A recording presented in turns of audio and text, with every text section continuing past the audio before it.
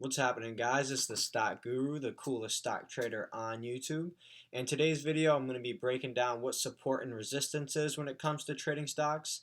This is a pretty fundamental concept, so I think everybody really should know it. And when I was first getting into the game and learning, this stuff wasn't really all that available. So I wanted to make my own video, explain this is real simple for everybody so that everybody can get some good knowledge on this and get right into actually trading, right? So without further ado, let's get right into it. So what is support and resistance? So it's basically just a price range for the stock. The support obviously being like the lower level support. It's going to hold up the stock price.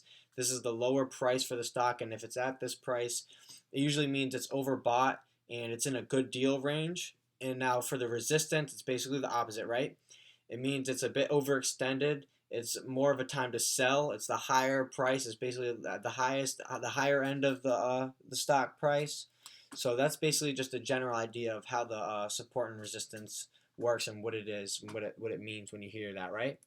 So getting into the support, you can look at it as like the floor price for a stock. And on this graph here, I have a really good horizontal pattern, and you can see a support level get hit once, twice, three times, even four times here. And this is when you see the buyers step in and they start to buy back up the stock and drive that price back up. So when a stock gets down to a certain price level, sometimes if it has this pattern, you'll see the buyers step in and start to drive that price back up, right? And that's the way that the support works. It's where the buyers step in, and it's basically that lower price, that good deal range. So now let's move into what the resistance is. Again, this is just the opposite, guys. So instead of buyers, it's going to be sellers this time. So when a stock gets overpriced, too many people have bought it up, people start taking profits and they start selling, and this will cause a sell-off on the stock. So that's why you have this ceiling of the stock at the resistance. This is why at this level, when it gets around here, you kind of know it's going to have to sell off because you know there's a lot of sellers at this range, and when it gets up to the support, it starts to sell off. So one important thing to notice here, guys, is that support and resistance aren't specific price levels. You can see here it stops here, then it stops at basically the same price, but it gets a little bit higher this time, and it comes back up twice after going down. So you can see it's not always going to be the same, and then you see it gets up a little bit higher this time, so it's just a general price area, the support and the resistance. It's not an exact price, right? So as you can see here, it gets kind of low here. So if you think the support is right here, going forward into this one, you're not going to realize that it's going to stop right here, right? But then once you see it twice, you realize, okay, it's probably around this level here, and then you see it stop around that general price level. It's nothing, not any exact price, right? That's something that you really have to take into account here. It's just a general price area where the support and resistance come into play and can affect the direction and the price of the stock. Okay? So now this is where it can be a little confusing. It's not that confusing though, so let's try to keep it real simple. So what happens on an uptrend or a downtrend, obviously if there's a support level here and it's an uptrend, it's just going to move away from that support. So support and resistances change on uptrends and downtrends. So here we're going to be focused on uptrends. Anything, if you want to apply it to a downtrend, it's basically just going to be the opposite. But for now, we're going to be focusing on an uptrend to show how support and resistance can kind of swap. So on an uptrend, when it's going up, it's going to hit that resistance, right? But once it's an uptrend, right? So it's going to finally break it. And once it does, that price level now becomes the support. So it won't want to really go back down below. Like we said earlier, this isn't all exact. So sometimes it'll dip below it and then come back up. But usually old resistances can become new supports. So let's take a look at this graph I have here. You can see right in the beginning here, it has some trouble breaking this price area right here, right? And when it gets rejected, but once it does break it, it becomes the support and it's not going below it, right? And then it moves on forward. And then we find this next resistance here, right? It has trouble breaking above this price level here.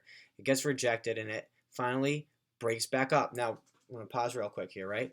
You see this pattern. This is actually my favorite pattern, the ABCD pattern. I made a video about this as a day trading pattern in my last video, but this also applies to swing trading. So you might want to check that out here. It's a pretty fundamental pattern as well. But anyway, we have it break this resistance here finally, and it comes back down, and you see it's not going to go below that now. It becomes the support. So this old resistance becomes the new support.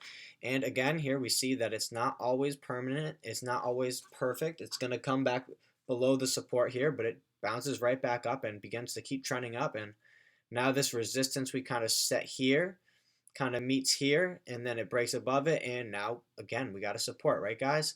And then the support, it starts to go back down. Now it's a resistance, and this old support, right, it used to be a resistance, now it's a support. It comes back into play.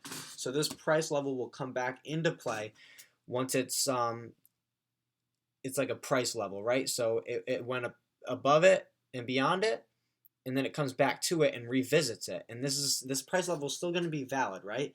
Whether it's a support or a resistance, it's still going to be valid. And that's why I can swap like that. So now, just as another example, we'll just look at this graph as well.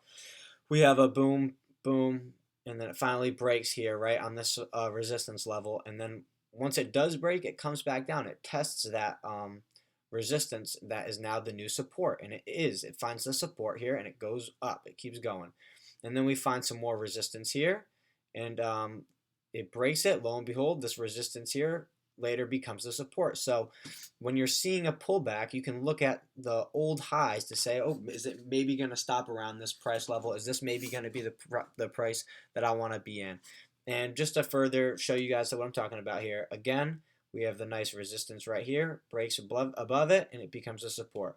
Resistance right here, breaks above it, it becomes a support. So this is how the support and resistance can swap if you're on an uptrend or a downtrend. So let's keep on going here. Now this is where things get a little bit different. This is an uptrend, so this is a ascending support and resistance. So this isn't a horizontal support and resistance here, so these are going to be an uptrending support and resistance. So as you can see, the stock is going up. So instead of working in levels like it was before, it's going to be slanted support and a slanted resistance. So once you can identify a few points, you might be able to predict here. So when it comes back up, we might think, okay, around here's the support. So we're going to sell here and then buy again if it goes up and comes back to, and see, like, this is maybe a good time to buy here because it's at this ascending support. This is just another way to look at it if it's a channel's uptrend or maybe a downtrend, right? So same thing here, just the opposite, the reverse of it. You're going to have these descending support and resistance lines, and as this pattern goes, you'll be able to put down these lines and say, okay, it's coming up to this resistance here. This is also the 180-day SMA, but that's another video, right? It's coming up to this resistance line, and you might think this is a good time to sell, so or maybe get short, right? And then it comes back down here, and you get to see it at this line we've drawn, and you see that it becomes oversold. It gets really oversold right here, right? Perfect buy point, and then it starts going back up to that descending resistance. So this is just ways we can make money on different patterns that we see in the market, guys. Support and resistance is a really fundamental concept, and really everybody should know how it works. So I hope this video helped everybody. I tried to make it real simple but still have a lot of value. If you guys like the video, please drop a like and I'll make more videos like this. If you're a fan of the videos, please subscribe. You know, it really shows the support for the channel. I'm really trying to pump out these videos, pump out the educational content, you know, so everybody can get value, some type of value from these videos, and, you know, eventually become financially free, right? So I hope you guys like the video, and I'll be back next time. But for now, I'm out.